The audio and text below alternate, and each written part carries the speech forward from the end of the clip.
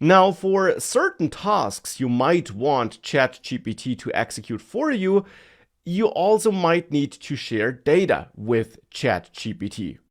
For example, here I have an AI text file locally on my system, which is simply a file that contains some text about artificial intelligence and how it evolved over the last years. Now, for some reason, this entire text is written in all lowercase characters.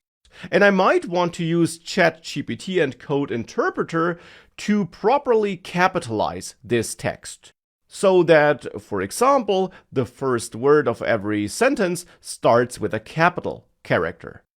So therefore here I need to share this file with ChatGPT.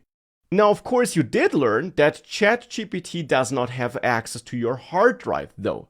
But thankfully, you can upload files to ChatGPT when using Code Interpreter. Because when using Code Interpreter, and only then, not in the other modes, but when using that, you have this plus button here, which allows you to upload a file. And you can therefore then, of course, use this button to select and upload a file. And there is a limit regarding the maximum file size you can upload here. At the moment, it's 100 megabytes.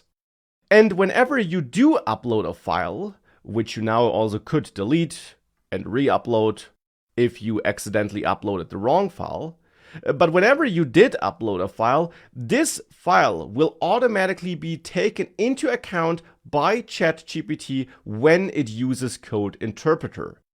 So this file is made available in that isolated execution environment provided by OpenAI. And therefore here we could then, for example, tell ChatGPT to convert the text in the uploaded file to properly capitalized text. And when we do that, again, ChatGPT will use Code Interpreter to generate and then also execute some code that does indeed use this file to capitalize the text in there. In this case here, it actually generated two separate pieces of code, and it did indeed try to use a library in that code that was generated that is not supported in this environment here. And as I mentioned before, fortunately, ChatGPT is then often able to detect the problem and fall back to an alternative solution, like it did here, where it then generated and executed some alternative code that also solves the problem. Now, that solution might not be as good as the first solution it tried.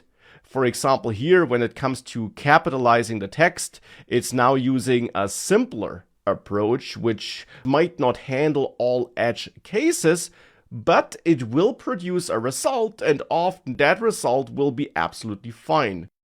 As it is here, where I am indeed getting my properly capitalized text.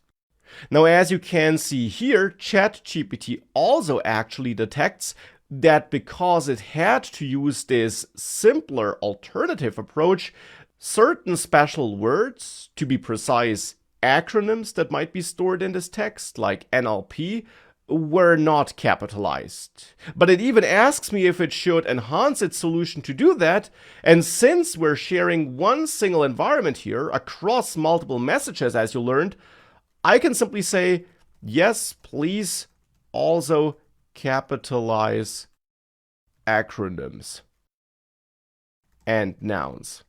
And with that, ChatGPT will again produce some new code that takes the result from before into account and that does now aim to produce a better result. Here you see that it simply also now looks for AI, NLP, and GANs in our text, and that it will then manually transform all these words to uppercase variants of those words in the final text. And with that, NLP, for example, is properly capitalized.